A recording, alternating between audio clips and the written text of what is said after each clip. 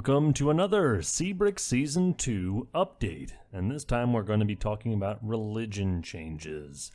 Hello everyone, this week the team will show all the changes that will spice up the religious portions of the game, and hopefully allow for more engagement in-game and through community-made content.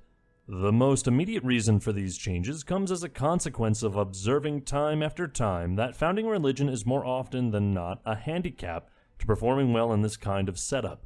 Civs who are religious founders usually end up being eliminated or rumped early on in the game, and as a result their bonuses and religions also tend to falter.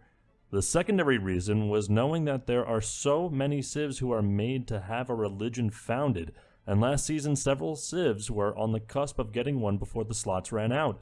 This time we wanted all such civs to have a chance at getting their religions. The first change we had considered since the beginning development of Season 2 was to increase the number of available religion slots. Season 1 already had an increase of the base game's 7 religion slots into 14. Season 2 will have a further increase to 21 total slots. The increase comes after several observations in-game and also as a consequence of some of the changes that are being introduced this upcoming season. This means that there will be more religions vying for control of the map, which will affect long-term diplomatic relations for civs across the cylinder. There will no longer be very massive religions that have a sizable lead above others, but don't expect all religions to stand the test of time, as we've observed several of them lose out as the game progresses. To get these religion slots all filled out, we have decreased the minimum required faith to produce the first great prophet to found a religion from 250 faith down to 150. To compensate and make sure civs who do not get their enhancement bonuses quickly or prophet spam the map, we increase the subsequent requirement for more prophets to 300 faith, which is up from 100. There is also a slight change in starting Pantheon requirements with an initial cost of 30 faith up from 23 faith to create a Pantheon. Since there are so many religions around the map, we wanted a way to retain lost religions and their bonuses in some way if the original founders are eliminated. For this, we integrated the component Reformations from Iska's previous World at War mod bundle, now included with his Empire's Ascendant package.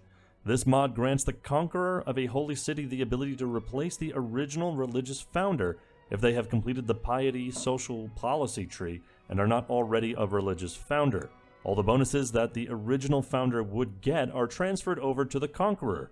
We have integrated this into Season 2, but have changed the mod to allow the conquering civ to become the new founder if they have only started the piety social tree as a minimum, without having to complete the entire set. We've noticed that some civs do not prioritize finishing the tree, even if it is to their determinant. Looking at you, Sulu. Along with Reformations, though, we have also included Holy Wars, which was also a component of World at War. With Holy Wars, if the founder of a religion declares war on another religion founder, it forces all adherents of a religion to declare war on the civ that their religious founder declared on, and vice versa. This means that, like ideologies in the late game, Holy Wars will create quasi-teams of civs in the early game, as they will tend to work together to fight religious adversaries.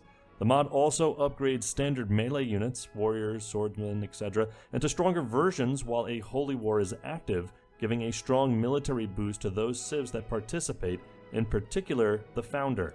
The original mod had holy wars active throughout the game, but we have disabled civs from entering into holy wars after they reach the Enlightenment era, so that they can get ready for their new ideology alliances instead.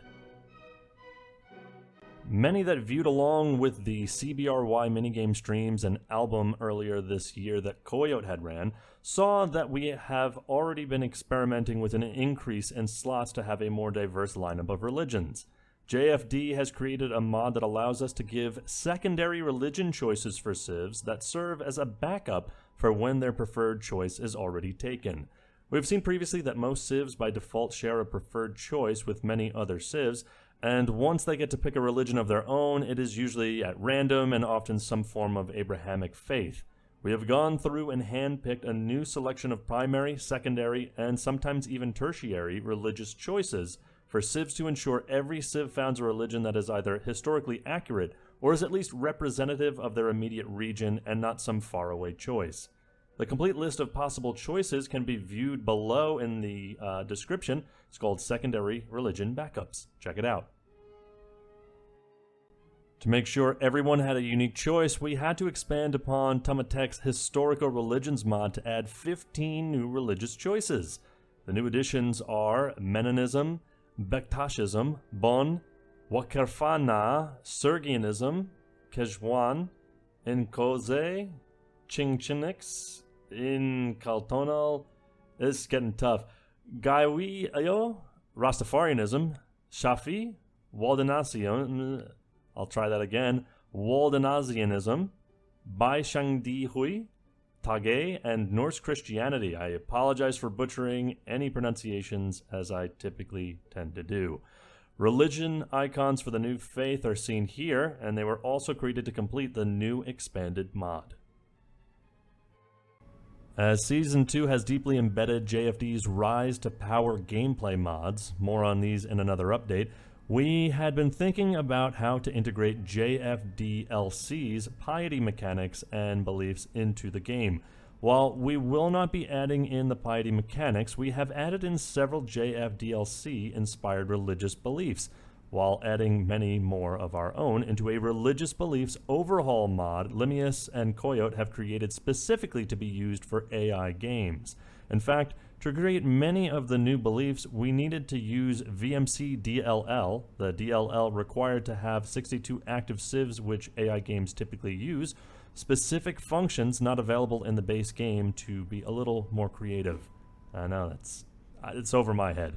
This was made necessary by the increase in religions, which necessitated a big increase in the number of available follower beliefs, every religion gets 2, and enhancer beliefs, every religion gets 1. In total, we added 48 new beliefs while removing 8 from our previous Religions Overhaul mod that Lunar created for Season 1.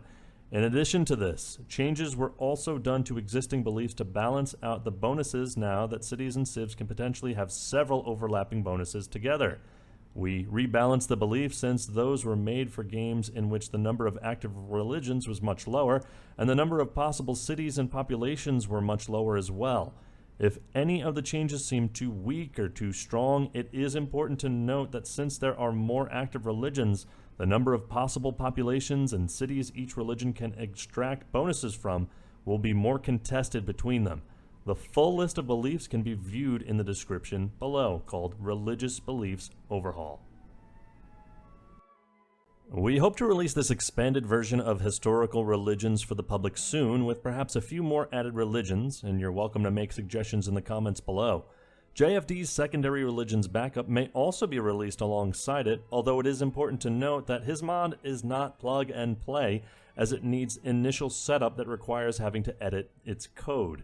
Iska's components are now featured in Empire's Ascendant for those interested. They can be used as standalone components. The Religious Beliefs Overhaul, while ready for Season 2, is not ready for public release at this time, as no new artwork nor Civilopedia entries were added since the audience does not get to see these and development time needed to be prioritized elsewhere. The Overhaul mod is also dependent on having VMC DLL active, so it definitely is aimed at AI game runners in particular. This mod might be released sometime later, but perhaps more privately than the others. That's all for this week. Next week we hope to either spotlight the utility mods added to Season 2 or go into detail all on JFD's Rise to Power gameplay mods. But with that, my name is Dawkinzz. Again, please like, subscribe, all this for all of the updates for Season 2 of CBRX. But until then, we'll see you next time.